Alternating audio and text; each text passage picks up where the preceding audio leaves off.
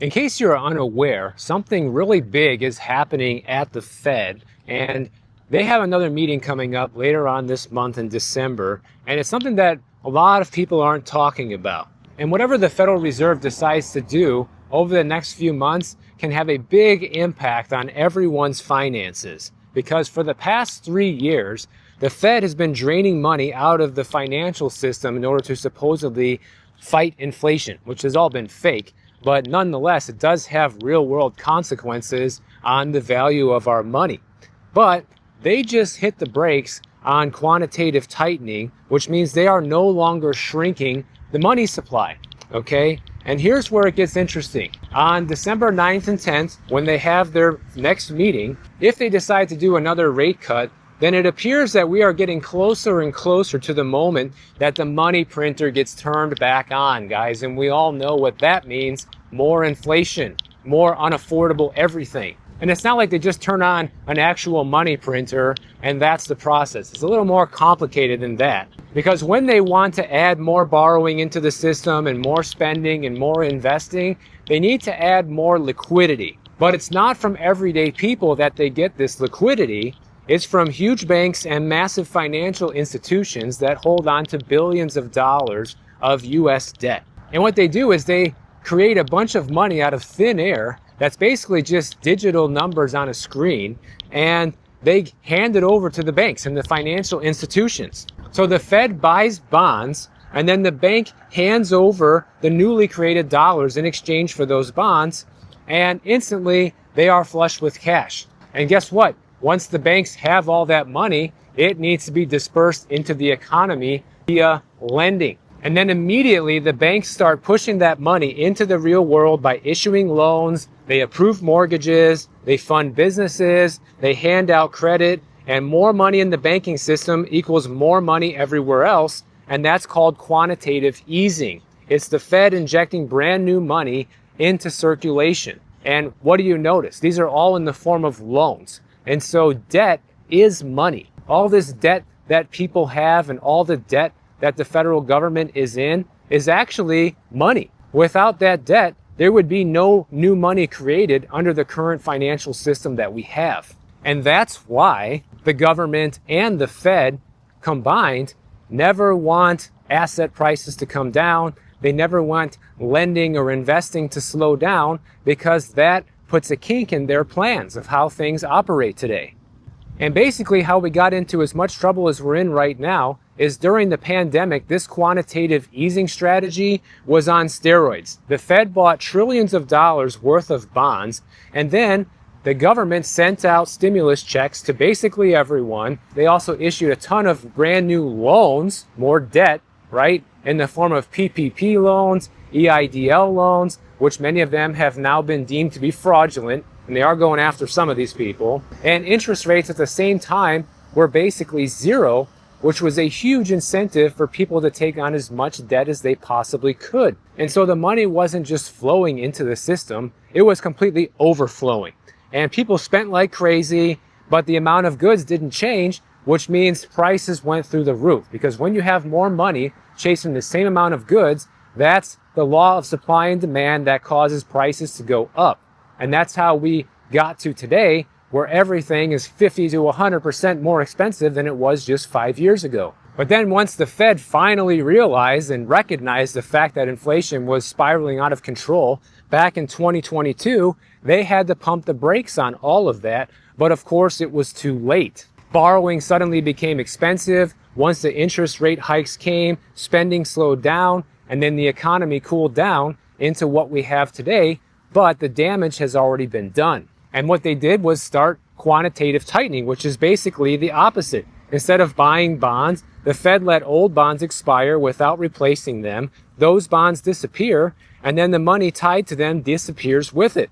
And for 3 straight years, the Fed was moving liquidity from the system, shrinking their balance sheet and reducing the money supply. By the way, today I'm walking down Broad Causeway right along Biscayne Bay here to give you guys some beautiful Florida winter views. But here's where the problem starts, because QT was announced that it's going to be ending on December 1st, and that's a huge clue that something behind the scenes is happening right now. When the Fed suddenly stops draining the system of liquidity, it usually means they're worried the system is getting too dry. And once QT ends, then the next step in this cycle is QE. However, we're not there yet, but it's definitely looking like it's an inevitable that this is going to happen. Because the sequence of events typically goes like this. First, they stop QT, then they pause the balance sheet, which is where we're at right now, and then they start buying bonds again, and that's the moment the money printer officially restarts.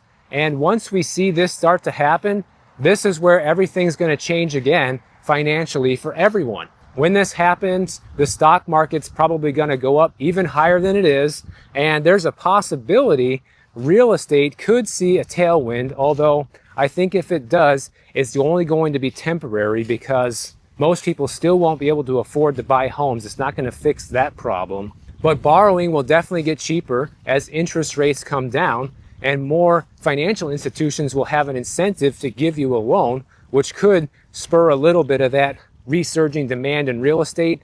It'll probably be short-lived, but the problem is everything that you buy is going to cost even more than it does now. And I think a lot of people can't even comprehend that. Like even me, guys, like thinking about how much prices have gone up, I can't even begin to fathom things getting even more expensive than they are now, or how anybody's really going to keep up with that.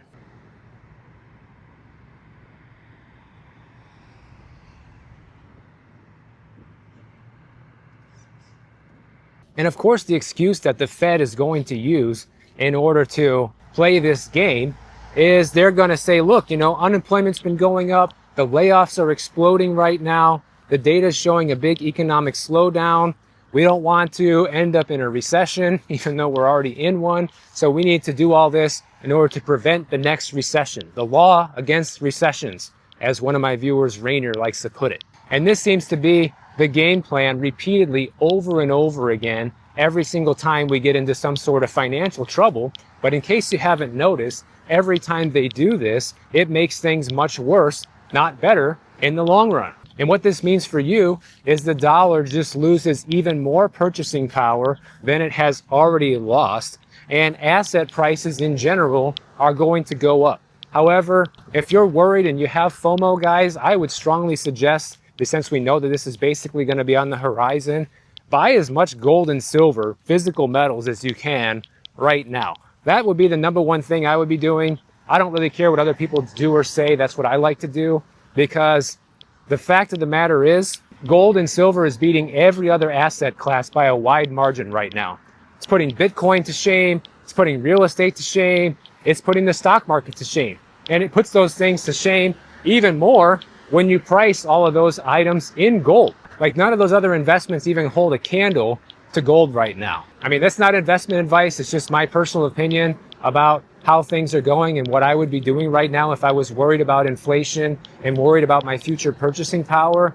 That's the best thing that the average person can do. Because let's face it, a lot of people don't have the money to invest in a lot of other things. Sure, you can buy fractional Bitcoins, you can invest slowly into the stock market, but why would you do that if it's not even the best investment, if it's not even returning anywhere close to what gold and silver is? But it also means that the average person should be building their emergency fund right now. Make sure you are working your way towards having 6 months to a year's worth of emergency savings. Because once inflation hits us again, round two, that 6 months to a year worth of emergency savings is now only going to be worth 3 to 6 months of emergency savings, guys. So you have to be even more prepared than you think right now. And owning gold and silver will help you in a massive way to preserve a lot of your purchasing power. At the same time, you need to avoid getting into any sort of debt right now. Yes, inflation does help you when it comes to paying off debts, but if your income is not rising faster than inflation, you're still going to be stuck. You can also work on owning assets that pay you, things like dividend stocks. A business would be great. Rental properties, sure, if you already own them and you're already making a healthy margin from them, but getting into it now, probably not, guys. Wait till prices continue coming down and you can make a healthy profit again. Those days will return, and I'll tell you when they do, because I will probably start doing that again myself. Many of you know I used to be a landlord, and I'm not anymore because the numbers don't make sense. But one day I'm confident they probably will once again, and that's when I won't mind jumping back into the business. So you have to be ready for this big money reset that is coming inevitably down the road. You think they're going to choose to just let the entire economy crash and go into a deep recession? They're going to continue pumping more money in. They're going to continue lowering interest rates and use the poor economy as the backdrop and the excuse of why it's a good idea to do this, even though every time they've done it in the past, all it has done is made that situation 10 times worse. But at least if you know that this is going to be happening right now, then it gives you a leg up and the ability to start preparing for it before it's too late.